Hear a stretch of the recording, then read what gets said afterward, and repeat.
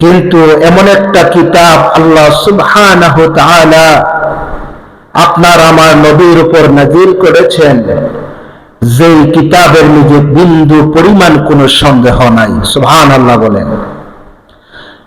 শুধু তাই নয়, এই কিতাব মুত্তাকিনদের জন্য।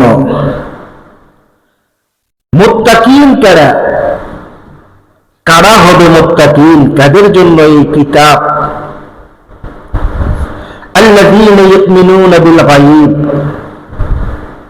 যারা গায়েবের প্রতি বিশ্বাস স্থাপন করেছে। গায়েব কি? অদৃশ্য, যেটা না দেখে বিশ্বাস করেছি।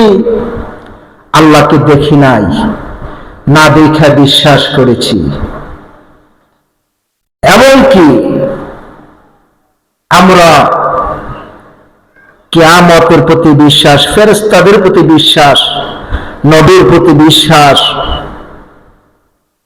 এগুলা বিশ্বাস অদৃশ্য জিনিস, এগুলা না দেখে বিশ্বাস করেছি।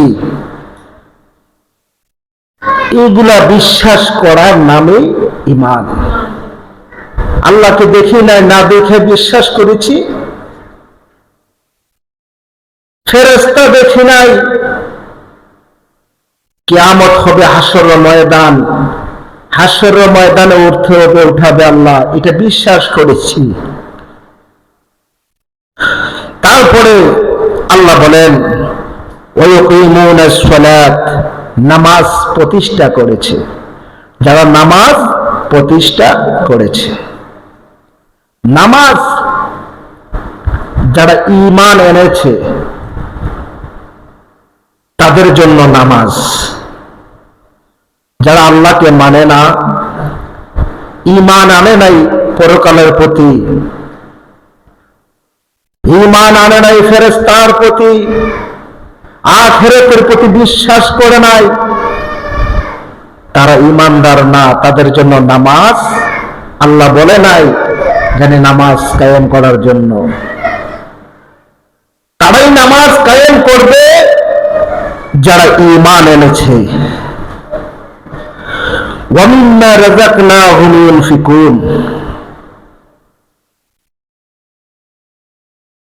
আল্লাহ বলেন আমার দেওয়া রিজিক থেকে, আমি আল্লাহর পক্ষ থেকে যে বান্দাকে যা দিয়েছি, রিজিক দিয়েছি, তারা যেন আমার আল্লাহর রাস্তায় ব্যয় করে। আল্লাহর দেওয়া সম্পদ থেকে আল্লাহর রাস্তায় ব্যয় করার জন্য। তাইলে বোঝা যাচ্ছে আল্লাহ বলেন ঈমানদারদেরকে নামাজ কায়েম করো, নামাজ প্রতিষ্ঠা করো, এবং যা আল্লাহর দেওয়া সম্পদ থেকে আল্লাহর রাস্তায় ব্যয় করার জন্য।